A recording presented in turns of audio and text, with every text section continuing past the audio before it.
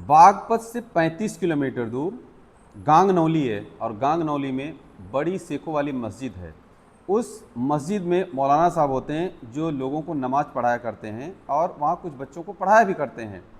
अब उसी मस्जिद के ऊपर एक कमरा होता है, उस कमरे में मौलाना साहब की पत्नी और 2 बेटियां रहती हैं, वो खुद भी रहते हैं। अब एक दिन ऐसा आता है जब मौलाना साहब नहीं होते और उनकी पत्नी और दोनों बेटियों की हत्या कर दी जाती है। इस पूरी हत्या का जब पता चलता है, गांव वाले, गांव के आसपास के कई गांवों के लोग जब हजारों की संख्या में वहां इकट्ठा हो जाते हैं, इसी में से किसी ने 112 पर फ़ोन कर दिया। 112 पर फ़ोन करने के बाद जब पुलिस आती है तो वहाँ जो हज़ारों की संख्या में लोग और महिलाएं थी, लड़कियां थी, वो महिलाएं ख़ास तौर से पुलिस को वहीं पर रोक लेती हैं और उनसे ऐसा व्यवहार करती हैं जैसे कि पुलिस ने ही इस पूरी घटना को अंजाम दिया, यानी पुलिस ने ही इस मर्डर को किया है। अब नोक-झोंक होती है, ऐसा लग रहा था कि उनकी वर्दी फाड़ देंगे और लड़ाई झगड़ा हो जाएगी। जैसे तैसे मान मनोबल करने के बाद जब पुलिस अंदर जाती है तो लोग और पुलिस दोनों सोचने पर मजबूर हो जाते हैं कि आखिर मस्जिद के अंदर मौलाना की पत्नी और दोनों बेटियों की हत्या कैसे और कौन कर सकता है। अगर मस्जिद के अंदर कोई सेफ नहीं है तो कहाँ सेफ हो सकता है। जय हिंद, आदाब, नमस्कार, सत श्री अकाल। मेरा नाम महेंद्र द्विवेदी है। आज की इस सच्ची घटना में हम जानने की कोशिश करेंगे कि आखिर मौलाना की पत्नी और दोनों बेटियों को मारने वाला कौन था और उसका नाम क्या था और किसने और क्यों मारा। तो दरअसल ये पूरी घटना उत्तर प्रदेश का एक जिला पड़ता है बागपत, और बागपत में पड़ता है एक गांगनौली जगह, थाना दोघट, गांव गांगनौली। 11 अक्टूबर 2025 को 2:30 बजे के आसपास जब मौलाना साहब की पत्नी और दोनों बेटियां ऊपर वाले कमरे में जब आराम कर रहे थे, सो रहे थे, तभी दरअसल वहाँ डेली 6 बच्चियाँ आती हैं डेली उनसे पढ़ने के लिए, यानी वो ट्यूशन पढ़ाया करती थी। मौलाना होते थे तब मौलाना पढ़ाते थे, नहीं उनके होने पर उनकी पत्नी पढ़ाया करती थी। आप उस दिन मौलाना साहब नहीं थे, मौलाना साहब गए थे देवबंद, वहाँ अफ़गानिस्तान के विदेश मंत्री आए थे उनसे मिलने के लिए, यानी उनके आवभगत और स्वागत में। तो अब उस दिन मौलाना साहब नहीं थे, उनकी पत्नी और दोनों बेटियां ऊपर वाले कमरे में थी। वहाँ पर जो बेटियां 6 बच्चियां जो आई थी, वो बच्चियां जब दरवाजे को नॉक करती हैं, दरवाज़ा खुलता नहीं है। एक बार, 2 बार, 10 से 15 मिनट तक वो बच्चियां हैरान हो जाती हैं, परेशान हो जाती हैं कि हम अंदर कैसे जाएं, आखिर हुआ क्या, आज दरवाज़ा क्यों नहीं खुल रहा। तभी वो बच्चे आपस में बात करते हैं और प्लान करते हैं कि ऐसा करते हैं, ये दरवाज़ा खुलने वाला है नहीं, अब दूसरे रास्ते से चलते हैं। और दूसरा रास्ता भी वहीं था, बगल में एक सीढ़ी और थी जहाँ से कि पहले उस कमरे के छत पर जाते और उस कमरे के छत पर जाकर फिर उधर से नीचे आते। अब बच्चों ने कहा ऐसा करो, चलो उधर से ही चलते हैं। जब वहाँ से वो बच्चियाँ ऊपर चढ़ती हैं और जाती हैं तो वहाँ जो है, जैसे ही कमरे में एंट्री करती हैं तो वहाँ की खौफनाक स्थिति देखकर वो बच्चियाँ चिल्लाना शुरू कर देती हैं।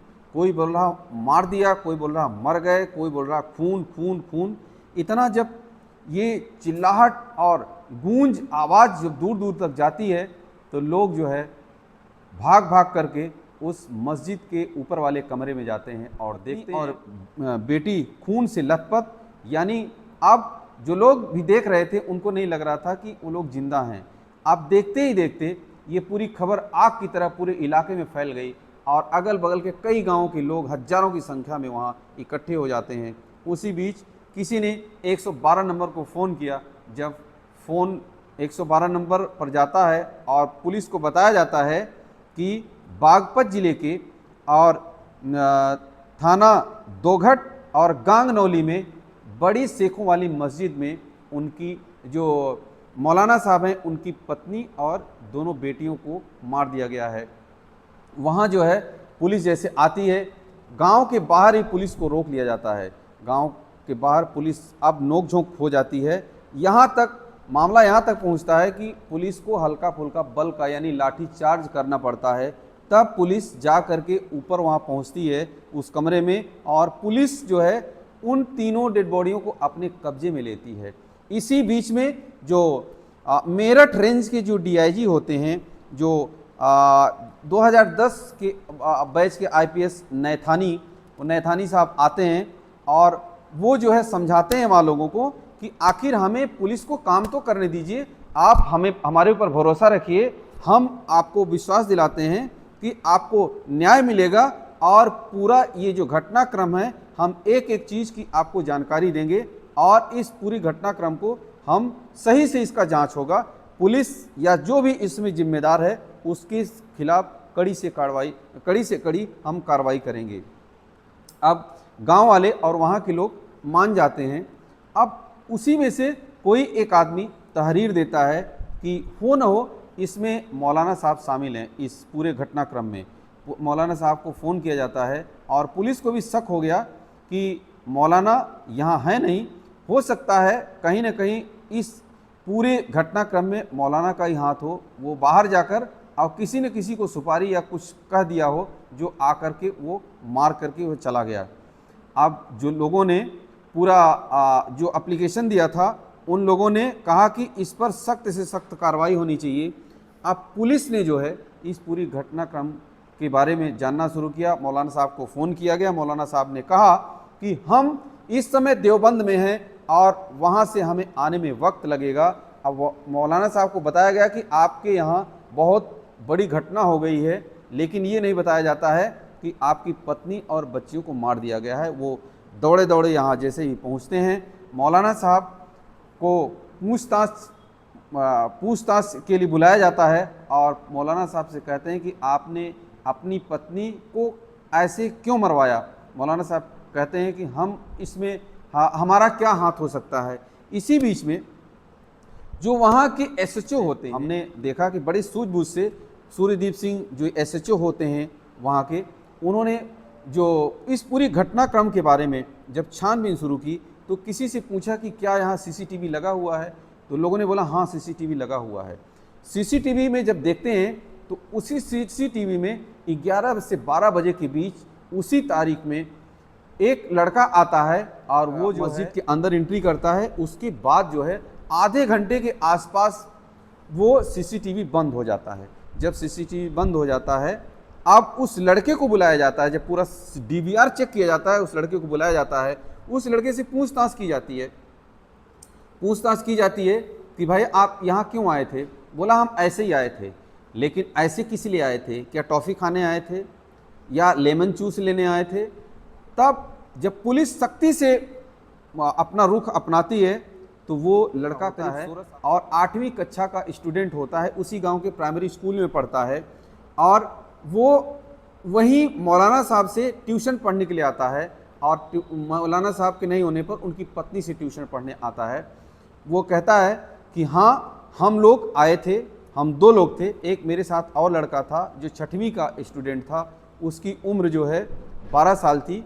हम दोनों ने मिल करके मौलाना साहब की पत्नी और दोनों बेटियों को मौत के घाट उतारा।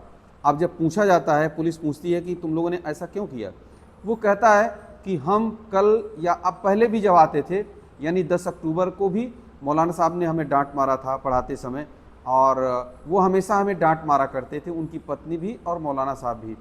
अब इस घटना पर जब और पूछा जाता है तो बच्चे कहते हैं कि हम उन बेटियों को नहीं मारना चाहते थे, उन बेटियों को मारने का इरादा हमें नहीं था।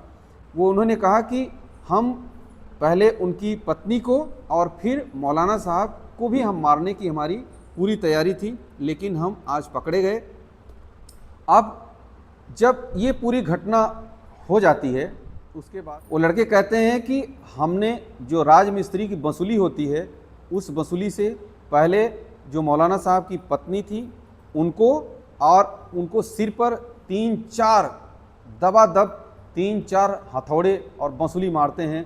उसके बाद वो जो दूसरा लड़का होता है उनके ऊपर चाकू से वार करना शुरू कर देता है और जब तक वो मर नहीं जाती तब तक वो छोड़ते नहीं दोनों। अब जो दोनों बेटियां छोटी थी, एक 5 साल की और एक 2 साल की, उन दोनों बेटियों को कुछ समझ में नहीं आ रहा था कि करें तो करें क्या। अब इतने में जैसे देखती कि वो बेटियां देख रही जग गई हैं, उन बेटियों को सिर पर उसी वसूली से वार करते हैं बारी बारी और तब तक नहीं छोड़ते हैं उन दोनों बेटियों को जब तक वो दोनों बेटियों की जान नहीं निकल जाती है और चाकू से काट काट करके उनकी हत्या कर देते हैं।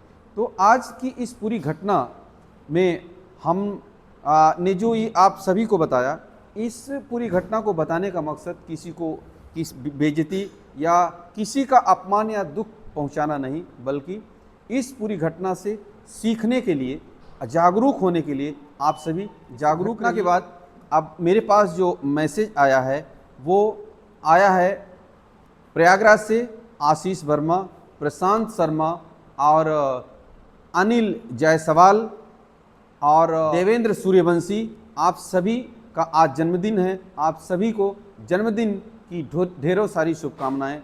आपका दिन मंगलमय हो। आप सभी अपना ख्याल रखें। जय हिंद। कमेंट करके अपनी राय जरूर दीजिएगा।